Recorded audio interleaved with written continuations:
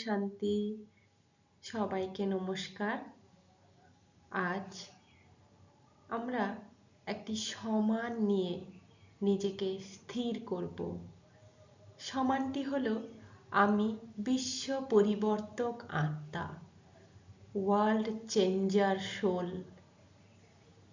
আপনি নিজেকে self respect দেন?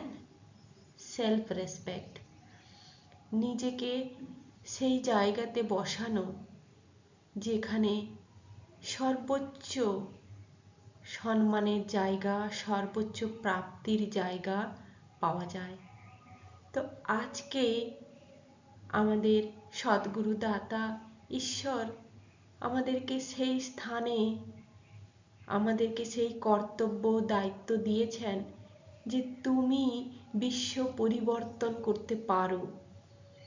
বিশ্ব বলতে শুধু প্রকৃতি নয়, তার সাথে রয়েছে সমাজ ব্যবস্থা, মানুষ, মানুষের মন এবং আমাদের নিজেদের চিন্তা ভাবনা, নেচার যাকে বলে, প্রবৃত্তি, বৃত্তি, সেগুলো পরিবর্তন করে যখন আমরা একটি শান্তি, শৃঙ্খলা, সুখময় জীবন অনুভব করব, একটা পরিবেশ ও অহিংসক হবে, পরিবেশের বাতাবরণ ও খুব পবিত্র হবে এবং মনোরম হবে।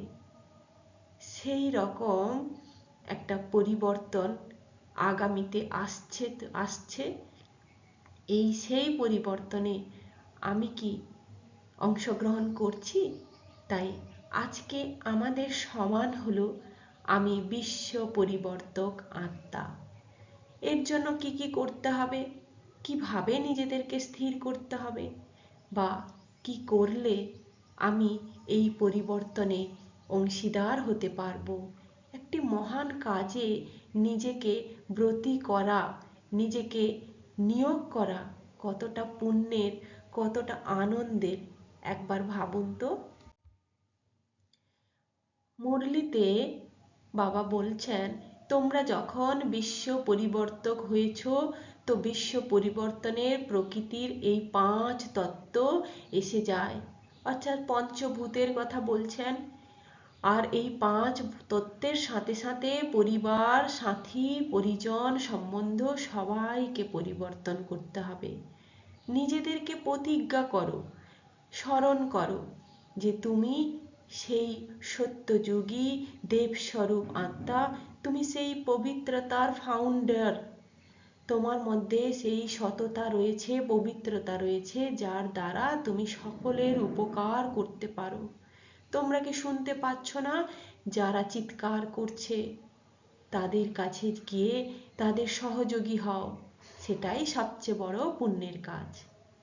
আর এর জন্য আমাদের নিজেদেরকে কি করতে হবে না, 3 শব্দ তোমাদেরকে মনে রাখতে হবে: পরচিন্তন, পরদর্শন আর পরমত। এই পর এই কথাগুলোকে বাদ দিয়ে পর উপকারিতে নিজেকে নিয়োগ করো।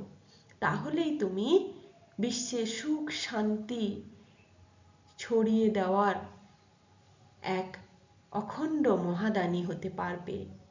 এর জন্য মনসা সেবা, মন দ্বারা সাকাশ দেওয়ার প্র্যাকটিস করতে হবে। একজন বিশ্ব পরিবর্তক আত্মার কিছু বৈশিষ্ট্য আছে। সে সবসময় সহমর্মিতা, এমপ্যাথি হবে, সচেতনতা, অ্যাওয়ারনেস নিজের মধ্যে, সমাজের মধ্যে তুলে ধরবে, নিঃস্বার্থ সেবা করবে, দৃঢ় ইচ্ছা তার মধ্যে থাকবে,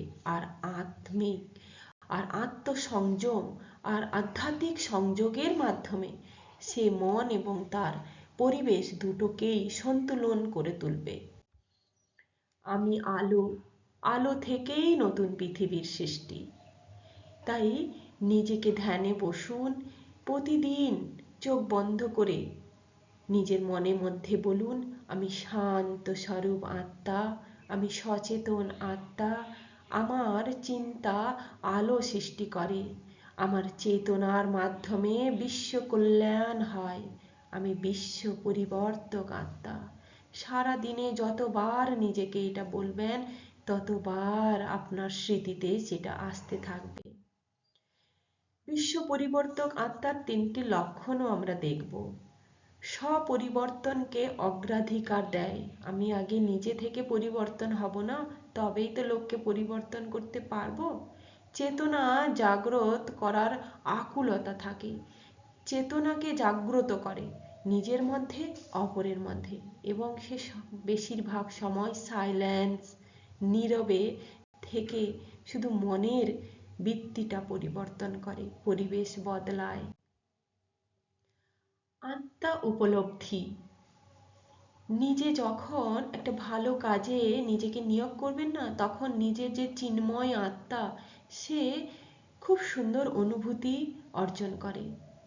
এরকম একটা বিশ্বের সাথে নিজেকে যোগ করে বিশ্ব পরিবর্তনে নিজেকে যোগ করা। একটু উদাহরণ দিই, 2রা অক্টোবর যখন স্বচ্ছতা অভিযান হয়, তখন সবাই মিলে পরিষ্কার করতে থাকে, আমাদের দেশের মন্ত্রীরাও করে। সেরকম একটা ভালো কাজে যদি নিজেকে নিয়োগ করা যায়, তখন ভাবুন তো কত আনন্দের হয়। উদ্দেশ্য সবসময় বৃহৎ হবে, আর ইতিবাচক পরিবর্তনের দ্বারা আমরা পজিটিভ ভাইব্রেশনের দ্বারা বিশ্বকে পরিবর্তন করব।